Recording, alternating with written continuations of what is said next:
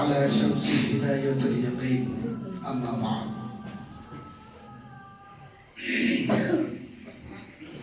قال الله تبارك وتعالى في كتابه العظيم لا تحرك به لسانك لتعجل به إنا علينا جمعه وقرآنه فإذا قرأنا فاتبع قرآنه ثم إن علينا بيانه وقال النبي صلى الله عليه وسلم خيركم من تعلم القرآن وعلمه صدق الله العظيم وصدق رسوله النبي الكريم ونحن على ذلك من الشاهدين والشاكرين মহান আল্লাহ পাক রব্বুল আলামিনের লাখ কোটি শুকরিয়া যে মহান প্রভু আমাদেরকে আজ একটা বরকতপূর্ণ পৃথিবীর শ্রেষ্ঠতম মজলিস কোরআনী মজলিসে একত্রিত হয়ে খতমুল কোরআনের একেবারে শেষ সবক একাধিক ছাত্রছাত্রীর মুখ থেকে আমরা তেলাওয়াত শুনেছি। এরপরে আমার শ্রদ্ধাভাজন আমার ছাত্র জীবনে অভিভাবকের দায়িত্ব পালন করেছেন জনাব আমাদের হাফেজ সাহেব, উনিও খুব গুরুত্বপূর্ণ সংক্ষিপ্ত আলোচনা রেখেছেন। আজ পবিত্র কোরআন খতমের উপলক্ষে আমরা গার্জিয়ান পক্ষ উপস্থিত হয়েছি। আমি সর্বপ্রথম গার্জিয়ান পক্ষদের উদ্দেশ্যে বলবো যে আপনারা যে ত্যাগ অর্থ ব্যয় করে সন্তানগুলোকে যে শিক্ষাটা দিয়েছেন, আপনার প্রকৃত ভবিষ্যতের সঞ্চয় আপনি এই স্টেট ব্যাংকে জমা করলেন। জাগতিক শিক্ষা এই জগৎ পর্যন্ত সীমাবদ্ধ।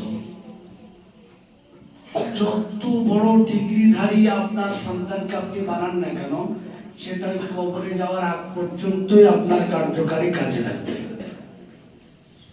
কবরে পা দেবেন, তারপর আপনার কবর পাশে যে সারা দিন যে আপনার ছেলে মেয়ে ডিওটি ডগ সিএটি ক্যাট সারা জীবন যদি পড়ে যায়, তিল পরিমাণ নেকি আপনি পাবেন না, সদরঞ্চিত হবেন না। আমি কোনো শিক্ষার বিরোধিতা করছি না বা অবমাননা করছি না। আমি এই জাগতিক শিক্ষা আর দ্বীনি শিক্ষা দুটোর ফায়দা উপকারিতা বলতে চাচ্ছি। আর ওই শিশুটাকে যদি আপনি কোরআন শিক্ষা দেন, আপনি জীবদ্দশায় যতদিন আছেন ততদিন তো তার বরকত ফজিলত সওয়াব পাবেনই, মৃত্যুর পরও কিয়ামত পর্যন্ত আপনি সওয়াব পেতে থাকবেন, সাদকায়ে জারিয়া। অটোমেটিক কানেকশন আপনার কবরের সঙ্গে সংযুক্ত হয়ে যাবে। শুধু তাই না, বিশ্বনবী সাল্লাল্লাহু আলাইহি ওয়াসাল্লাম সোনার জমানে ঘোষণায় দিয়েছেন যে হাফিজে কোরআনের পিতাদেরকে, তাদের বাপদেরকে কিয়ামতের ময়দানে সবথেকে উচ্চ সিংহাসনে বসিয়ে তাদের মাথায় সূর্যের থেকে উজ্জ্বল তাজ পরিয়ে দেওয়া হবে। যে তাজের যে টুপির জ্যোতি দেখে আপনার প্রতিবেশী, আপনার আত্মীয় স্বজন, আপনার পরিচিত তারা সবাই অবাক হয়ে জিজ্ঞাসা করবে, তো আমার গ্রামের সে অমুক, নাম নিয়ে বলবে তো অমুক, কিন্তু সাধারণ একজন পাবলিক ছিল, এত সম্মানে ভূষিত কিভাবে হবে? স্বয়ং আল্লাহ জবাব দেবেন যে হাফিজ কোরআনের পিতা। আমি সন্তান দিয়ে তার কোল ভরেছিলাম, সন্তানের প্রতি যে কর্তব্য দায়িত্ব ছিল যথাযথ পালন করেছে। বেটাকে হাফিজে কোরআন বানানোর কারণে আমি তার পিতা হিসাবে তাকে সম্মানে ভূষিত করে উচ্চ সিংহাসনে বসিয়েছি। আল্লাহ আর এদিকে সওয়াবের অংশীদার অবদেশিত হবই।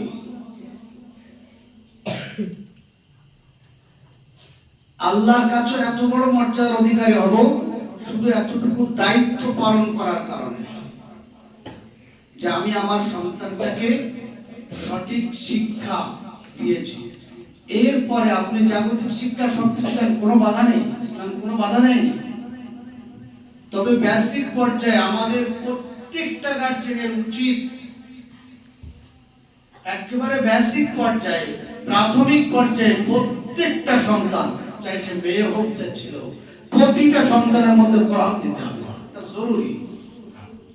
আজ আমাদের সমাজের অবনতির কারণ, সমাজে এই বিভিন্ন রকম অন্যায়, অত্যাচার, জুলুমবাজি, ধোঁকাবাজি, এই অরাজকতা, এর মূল কারণ হলো আমরা সঠিক লাইন ধরি, সব লাইন চলছে। আমি প্রায় জায়গায় এই কোরআনের মধ্যে বর্ণনা একটা উদাহরণ দিই।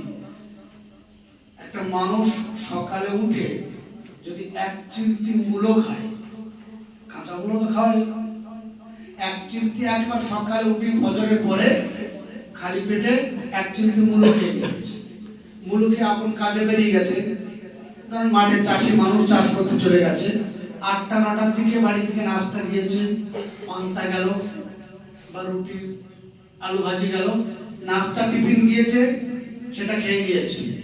খাওয়ার পরে আবার ঠিক জোরে আজান দিয়েছে, কাজ ছেড়ে দিয়ে বাড়ি এসেছে, গোসল করে জোরে নামাজ পড়ে, পাট ফুলো রান্না করা ছিল, পোলট্রি মুরগি দিয়ে সুন্দর করে পেট ভরে ভাত খেয়েছে। বিকালের দিকে ওই দোকানের দিকে মোড়ের দিকে যেয়ে সেখানে চা বিস্কুট টুকটাক টিফিন করে নিয়েছে। এশার নামাজ পড়ে এসে রাত্রে আবার পেট ভরে ভাত খেলো, রুটি খেলো, যেটা খাবার খেয়ে নিয়ে পালিশে মাথা দিয়ে শুয়ে পড়েছে। পালিশে যেমনি মাথা দিয়েছে আর একটা ঢাকুর উঠলো, হাও করে ঢেকুর উঠলো। বলুন তো এই এশার সময়, এশার পরে বালিশে মাথা দিয়ে ঢেকুরটা যে উঠবে, ঢেকুরটা কিসের উঠবে? মূলোর ঢেকুর উঠবে। ফজরের পরে খালি পেটে মূলো খেয়েছিলেন, তার উপরে সকালে নাস্তা চাপা দেওয়া হয়েছে, দুপুরের মুরগির মাংস দিয়ে ভাত চাপা দেওয়া হয়েছে, বিকালের চা টিফিন চাপা দেওয়া হয়েছে, রাত্রে এসার পরে খাবার ভাত আবার চাপা দেওয়া হয়েছে। এত কিছু চাপা দেওয়ার পরেও বালিশে যেমনি মাথা দিয়েছে ঢেকুর উঠছে সেই মূলোর। আমি বোঝাতে এটাই চাইছি যে শিশু অবস্থায় একদম বেসিক লেভেল, এদের খালি পেটে না, এই শিশু অবস্থায় প্রাথমিক ভাবে ওদের যদি কোরআনটা ভিতরে দিয়ে দেন, তারপরে জাগতিক সব রকম শিক্ষা, ইঞ্জিনিয়ার বানান, মাস্টার বানান, ডাক্তার বানান, পুলিশ ইন্সপেক্টর বানান, সব কিছু ডিগ্রিধারী বানান, সমস্ত ডিগ্রি অর্জন করে এসে আপন আপন চেয়ারে আপন আপন গদিতে যখন বসবে, এই গদিতে বসে একজন ধরেন পুলিশ ইন্সপেক্টর হলো, ইন্সপেক্টর হয়ে যখন চেয়ারে বসেছে, কোনো ক্রিমিনাল ধরা পড়লো, ক্রিমিনাল ধরা পড়ে যখন বড়বাবুর সামনে আসবে, ক্রিমিনাল তো চাইবে কিছু টাকার বিনিময়ে যেভাবে ঘুষঘাস দিয়ে ছাড় পাওয়ার, টাকার বান্ডেল টেবিলের সামনে ফেলে দিল। এই বড়বাবুর মধ্যে যদি প্রাথমিক অবস্থায় মূলোর মতো কোরআন যদি ঢোকানো থাকে, তাহলে ওর যেমনি টাকা সামনে মারবে, ওর ভিতর থেকে কোরআনের ঢেকুর উঠবে। ঘুষ নেওয়া হারাম, আল্লাহর ওয়াদা। এই কোরআনের ঢেকুর উঠি তার টাকায় লাথি মেরে ক্রিমিনালকে তাকে উপযুক্ত শাস্তি দেবে।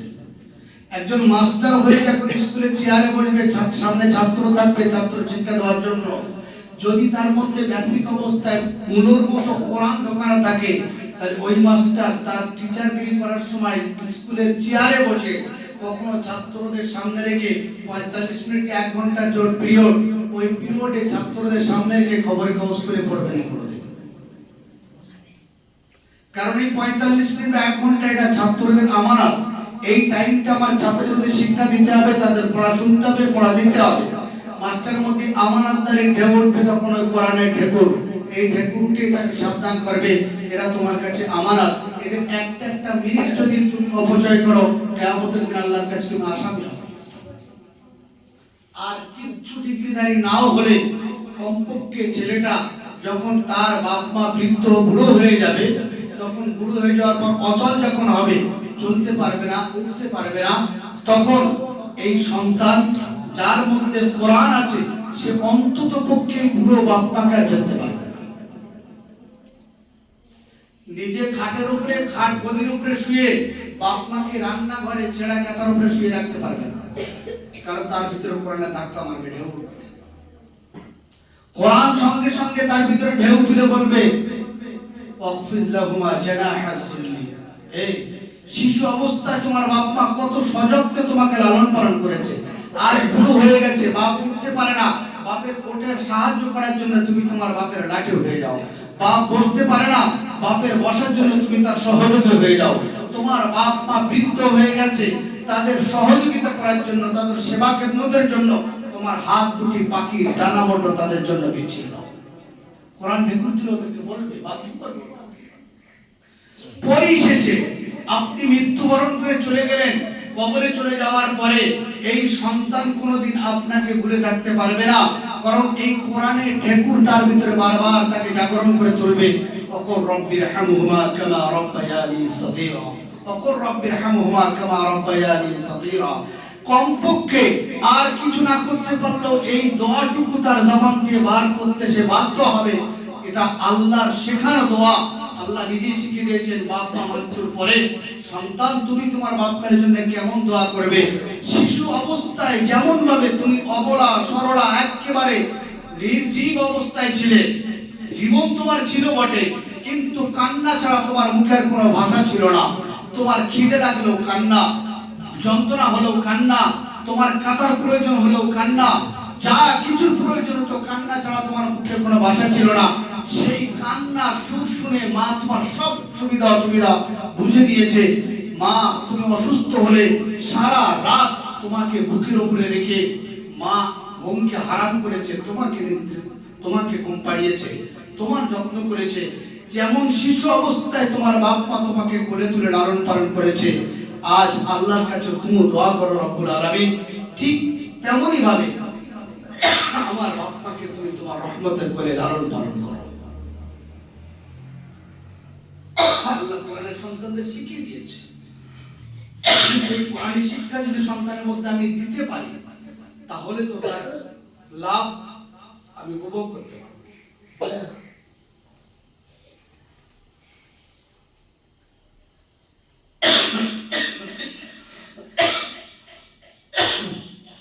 পৃথিবীর মধ্যে সর্বশ্রেষ্ঠ কিতাব পবিত্র কোরআন। এটা শুধু কিতাব নয়, মাসলার কিতাবে আকায়েদের মধ্যে এখানে অনেক রকম মুহাদ্দিসিন মুফাসসিরিন ফকিহদের অনেক আলোচনা এসেছে। কোরআন আল্লাহর সৃষ্টি নয়, পৃথিবীতে আর যা কিছু আছে সব আল্লাহর সৃষ্টি, কোরআন আল্লাহর সৃষ্টি নয়, কোরআন হলো আল্লাহর বাণী। এজন্য ইমাম আবু হানিফা রাহমাতুল্লাহ আলাইহি আমাদের হানাফি মাসলাক অনুযায়ী আমাদের কাছে কোরআনের সূরা লিখা বা আয়াত লিখে তাবিজ করে পড়া জায়েজ। এতে কোনো আমাদের কাছে বাধা আছে নাকি?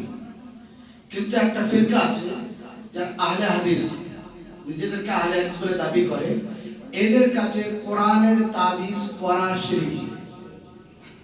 এদের আকীদা কোরআনের তাবিজ শিরকি। আপনি তাবিজ করে পড়লে আর মাজলি পড়েন, এটা ওদের কাছে শিরকি, ওদের আকীদা।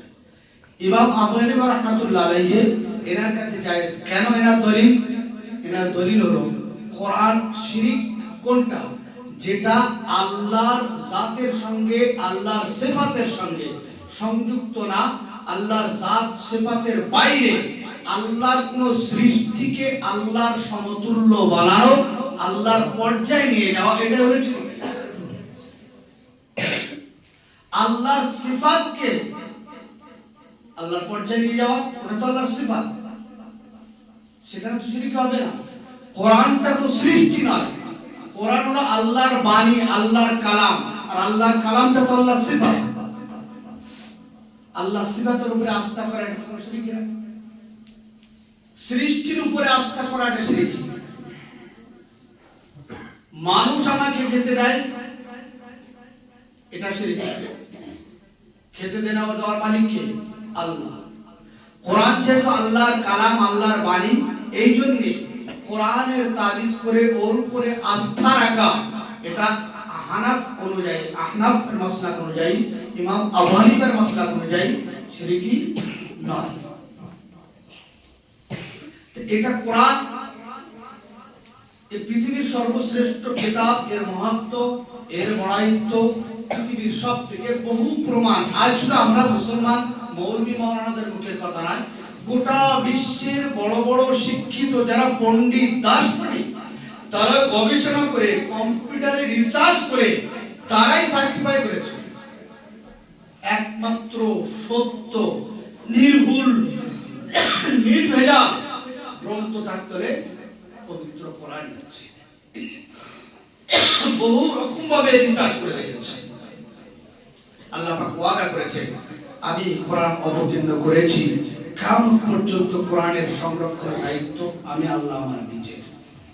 আল্লাহ নিজেই ওয়াদা করেছেন, আর আল্লাহ সেই ওয়াদা পূরণ করা, এই কোরআনের হেফাজতের সংরক্ষণের মাধ্যম আল্লাহ বানিয়েছেন বান্দাকে। আল্লাহ কিভাবে হেফাজত করবেন? তার সেনাবাহিনী পাঠিয়ে কোরআনকে সংরক্ষণ করবেন? আল্লাহ তার বান্দার সিনায় গেঁথে দিয়েছে কোরআন। বান্দার সিনা অন্তরটাকে আল্লাহ এমন বানিয়ে দিয়েছে যে আমি আমার পবিত্র কোরআন কাগজের উপরে রেখে হেফাজত দেয়, কোনো কিছুতে লিপিবদ্ধ করে খচিত করে হেফাজতের দায়িত্ব নিইনি, বরং আমার কোরআনকে আমার বান্দার অন্তরে হৃদয়ে গেঁথে দিয়ে আমি হেফাজত করি। ইংরেজ আমল যখন চলছে, ইংরেজরা ভারতবর্ষকে পুরো সব আপন কবজা নেওয়ার জন্য বিভিন্ন পদক্ষেপ নিয়েছিল। এর মধ্যে একটা বড় পদক্ষেপ নিয়েছিল যে আমাদের সব থেকে চরম শত্রু ভারতবর্ষের মধ্যে এরা হলো মুসলমান। আর মুসলমান যত কিছু যা আমাদের বিরুদ্ধে, যত ষড়যন্ত্র, যত চক্রান্ত, যা কিছু এরা জোগাড় করে, এর জোগাড়ের মাধ্যম হলো এদের আলেম সমাজ। আর আলেমরা কুটিনাটি সব বার করছে কোরআন থেকে।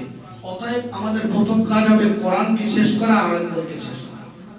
এই দুটো জিনিস আমরা শেষ করতে পারলে একেবারে নিশ্চিন্তায় আমরা ভারতবর্ষ আপন কবজায় নিয়ে নিজ মুখে আমরা পরিচালিত করতে পারবো। সেই মতো শুরু করলো। দিল্লির একটা ছোট মাদ্রাসা হিফজখানা, কিছু বাচ্চা সেখানে পড়ে, সেখানে গিয়ে প্রথম শুরু করেছে ঝটাঝট ইংরেজ সৈন্যরা তারা যে কোরআন নিচ্ছে আর ছিঁড়ে ফেলছে। শুরু করেছে এমন সময় যে হাফেজ সাহেব ছিলেন, বয়স্ক মানুষ, মুরব্বী মানুষ, উনি ওদের ইংরেজ সৈন্যদেরকে ডেকে বললেন, ভাই আপনাদের যেটা কিছু আপনারা তা করবেন, কিন্তু আপনার উদ্দেশ্যটা কি? আমাদের উদ্দেশ্য কোরআন রাখবো না, এই কোরআন থেকে যত সবকিছু আমাদের বিরুদ্ধে ষড়যন্ত্র বার করছে আর আমাদের সমস্ত চক্রান্তরা ব্যর্থ করে দিচ্ছে। কোরআন থাকবে না, এরা ষড়যন্ত্র রাস্তায় পাবে না, সব ঠিক হয়ে যাবে। বলে আপনি বৃথা প্রচেষ্টা করছেন, আপনি যে পদক্ষেপ নিয়েছেন এটা বেকার, এটা আপনি সফল হতে পারবেন না। হাফেজ সাহেব যেমনি কথা বলেছে, ইংরেজ সৈন্য আরো খেপে গেছে। তার মানে আমি সত্যি বাস্তব কথা বলছি, তার প্রমাণ আমি আপনাকে দিচ্ছি। বলে কি প্রমাণ? আপনি সমস্ত কাগজে লেখা আমার এই হেফজখানায় যত আছে এতটুকু নয়, গোটা পৃথিবীর সমস্ত কোরআনকে এক জায়গায় করে নিয়ে সব নিয়ে আপনি জ্বালিয়ে দিন। কাগজের কাজ কোরআন আছে, সব জ্বালিয়ে দিন। আপনি জ্বালিয়ে দেবেন, সকালে জ্বালাবেন, তারপরে দিন সকাল আসতে না আসতে লক্ষ লক্ষ কোরআন তৈরি হয়ে যাবে। তার মানে যে আপনি কাগজে লেখা কোরআনগুলো সব জ্বালিয়ে পুড়িয়ে শেষ করে দিতে পারবেন। বলি একটা ছোট বাচ্চাকে ডেকেছে, ডেকে বলছে বাবু পড়ো। কোরআন পড়তে শুরু করেছে, পড়েই যাচ্ছে, পড়েই যাচ্ছে, পড়েই যাচ্ছে। হাফেজ সাহেব বললেন, আপনি কাগজে লেখা কোরআনকে পুড়িয়ে শেষ করতে পারবেন? এই ছোট্ট মাসুম বাচ্চা, লক্ষ লক্ষ পৃথিবী জুড়ে এমন বান্দা আছে তাদের অন্তরে কোরআন খচিত, আল্লাহ তাদের অন্তরে কোরআন গেঁথে দিয়েছে। এদের অন্তরের কোরআনটা আপনি কিভাবে বুঝবেন? আজকে কাগজে লেখা সব পুড়িয়ে দিলেন, কালকে হাজার হাজার হাফেজ সাহেব বসবে, হাজার হাজার আলেম একদিকে বসবে, হাফেজ সাহেব পড়ে যাবে, আলেমরা লিখে যাবে, 24 ঘন্টার মধ্যে লক্ষ লক্ষ কোরআন তৈরি হয়ে যাবে। আপনি ব্যর্থ চেষ্টা করছেন। ইংরেজ সেখানে সেই পর্যন্ত রেখে দিয়ে চলে যাবে। সত্যি তো আমরা ফালতু চেষ্টা করছি, অসম্ভব। কাগজে লেখা কোরআন আমরা মুছে ফেলতে পারি, শেষ করতে পারি, অন্তরে খচিত, অন্তরে গেঁথে থাকা কোরআনকে আমরা কিভাবে বুঝবো? আল্লাহ সংরক্ষণের মাধ্যম নিয়েছেন। আমি কোরআন অবতীর্ণ করেছি, কিয়ামত পর্যন্ত কোরআন টু আমি অবশিষ্ট রাখবো আমার বান্দার সিনায় গেঁথে নিয়ে। আর যেহেতু বান্দা আমার কোরআনকে সিনায় গেঁথে রাখবে, যার কারণে আমি সেই বান্দাকে সব থেকে মর্যাদাশীল বানাবো, তার উচ্চতম মর্যাদার অধিকারী বানাবো। এমন মর্যাদা দেব যে কোরআনকে, আমার কালামকে মুখস্থ করার কারণে আমি আমার নিজের সিফাতি নাম তাকে খেতাব দিয়ে চেপে দেব। হাফিজ, এটা আল্লাহর সিফাতি নাম। কোরআন হিফজ করার পরে আল্লাহ নিজের সিফাতি নাম দিয়ে ওই কোরআন মুখস্থকারী বান্দাকে আল্লাহ তার খেতাবে ভূষিত, তার আখ্যা দিয়ে তার সম্মান বাড়ানোর জন্য নিজের সিফাতি নাম বান্দার নামে সংযুক্ত করে দিচ্ছে হাফিজ সাহেব।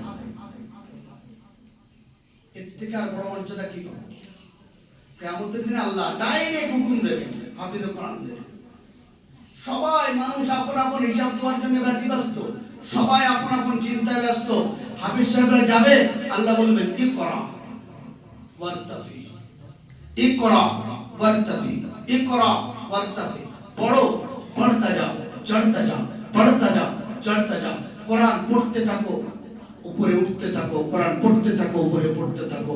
যেখানে যে তোমার কোরআন পড়া শেষ, ততটা ধাপে, ততটা উপরে, তত তারায় যে তোমার জান্নাত। আর আর কি বড় পাওয়া? তবে শর্ত হলো কোরআন পবিত্র, আল্লাহ পবিত্র, তার বাণী পবিত্র। এই পবিত্র কোরআনকে যে সিনায় রাখবো, সে সিনাটাও পবিত্র থাকতে হবে। এই সিনাটা যদি কলুষিত বানিয়ে ফেলি, এই সিনা যদি গোনায় ভরে যায়, তাহলে কোরআন বিদায় নিতে বাধ্য হবে। আমি আজকে যারা হিফজ সম্পূর্ণ করেছে এদের কাছে বিশেষভাবে আমি মাদ্রাসার পক্ষ থেকে, শিক্ষকদের পক্ষ থেকে, পরিচালন কমিটির পক্ষ থেকে বিশেষ দাবি রাখবো সন্তান হিসাবে। যেহেতু তোমরা আমাদের রুহানি সন্তান, তোমাদের কাছে প্রথম দাবি, তোমরা আল্লাহ বড় নিয়ামত হিসাবে তোমাদের কাছে যে কোরআন দিয়েছে, কোরআন দেওয়ার সাথে সাথে তার সিফাত একটা নামও তোমাদের দিয়েছে, হাফিজ।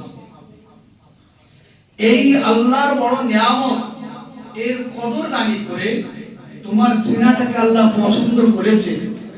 আল্লাহর পছন্দীয় এই সিনাটা তুমি গুনার কালিতে কুলসিত করে কোরআনের স্থান থেকে বঞ্চিত করো না। প্রথম দাবি, গুনাহমুক্ত অন্তরটা রেখে কোরআনের স্বচ্ছ পরিষ্কার পবিত্র স্থান বানিয়ে রাখো। যদি স্থান বানাতে পারো, তাহলে কুলুবুল আরিফিন আরশাল্লাহ, তোমার অন্তরটাই আল্লাহর আরশ বেরিয়ে যাবে। দ্বিতীয় নম্বর দাবি, এই কোরআনকে যেটা নিয়ামত হিসেবে আল্লাহ দিয়েছে, এই কোরআনকে তোমার কাছে আমানত, এই আমানত পূরণ রাখা, পূরণ করা তোমার দায়িত্ব। প্রতিদিন কমপক্ষে একজন হাফেজের কমপক্ষে 3 পারা করে পড়তে হবে। প্রতিদিন তোমার দুনিয়ার সমস্ত কাজ থাকলেও সমস্ত কাজের থেকে এটা তোমার সবচেয়ে বড় দায়িত্ব, বড় কাজ। এই তেলাওয়াত তোমার করতে হবে, নিয়মিত তেলাওয়াত তোমার মধ্যে থাকবে। কোরআন তোমার উঠতে বসতে সঙ্গের সাথে চলবে ফিরবে, তোমারই তেলাওয়াত।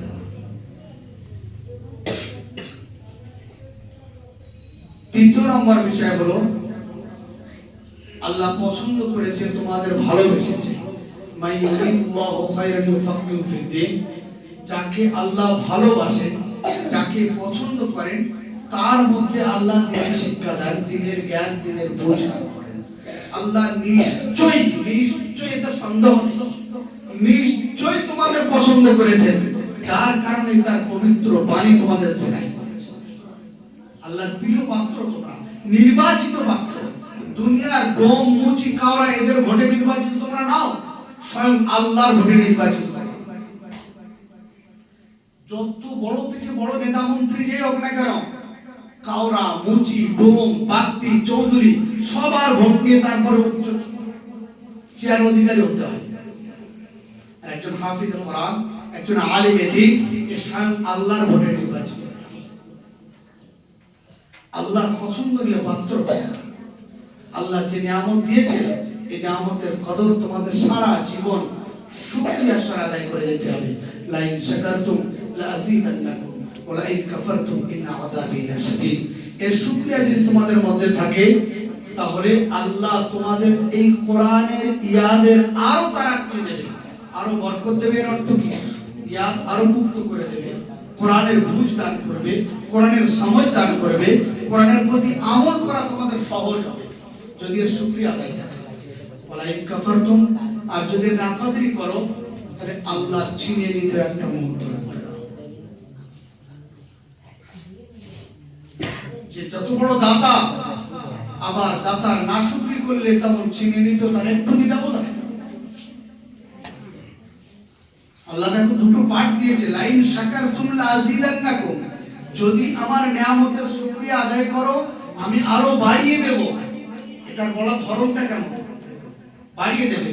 আর যদি নাশুকরি করো, ওয়ালাইন কাফারতুম, যদি নাশুকরি করো, নাকাদরি করো, এখানে আল্লাহ নাকাদরি করলে কি করব, কি এর বিনিময় বা এর শাস্তি, এ কি এটা বলেননি, তোমার গতি কি এটা বলেননি, ডাইরেক্ট বলছে ওয়ালাইন কাফারতুম ইন্না আযাবি লাশাদীদ, জেনে রাখো আমার মার দুনিয়ার মার।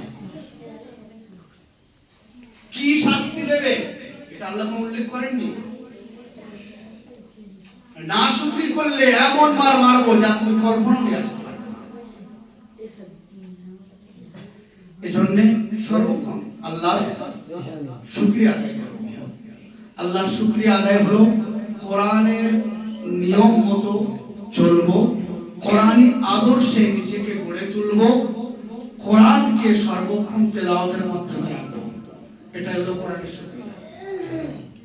কোরআন মতো চলা, কোরআনী আদর্শে জীবন গড়া, আর কোরআন তেলাওয়াতের জবানটাকে সবসময় কোরআন তেলাওয়াতে তাজা রাখতে হবে। পৃথিবীর মধ্যে সর্বোৎকৃষ্ট তেলাওয়াত হলো, সর্বোৎকৃষ্ট জিকির হলো তেলাওয়াতুল কোরআন। আফদালুজ যিকরি তেলাওয়াতুল কোরআন। সব থেকে সুবহানাল্লাহ তাসবিহ আছে, জিকির আছে, আলহামদুলিল্লাহ জিকির আছে, আল্লাহ জিকির আছে, কালিমা জিকির আছে, সব জিকির থেকে সর্বোৎকৃষ্ট জিকির হলো তেলাওয়াতুল কোরআন। আমি বলছি না, হাদিস বলছি। কোরআন তেলাওয়াতের মতো উত্তম জিকির আর নেই। হাফিজে কোরআনের জন্য সবথেকে উত্তম। ইনশাআল্লাহ আমরা আমল করব, আল্লাহ তৌফিক দান করুন। আল্লাহ রাব্বুল আলামিন আমাদের সকলকে, আরো ছোট ছোট মাসুম বাচ্চারা তারা এসেছে, সকলের জন্য দোয়া করি। আল্লাহ তোমাদের সকলকে হাফিজে কামিল, আলিম রাব্বানি বানাক, দ্বীনের সঠিক বুঝ দিক, কোরআনী আদর্শে তোমাদের আদর্শিত বানাক, তোমাদের অন্তরগুলো কোরআনের জ্যোতিতে আল্লাহ পাক জ্যোতির্ময় বানিয়ে দিক। সকলে বলে আল্লাহুম্মা আমিন। যাই হোক, অনেক আলোচনা হয়েছে, এখন গার্জিয়ান পক্ষ অনেক সবাই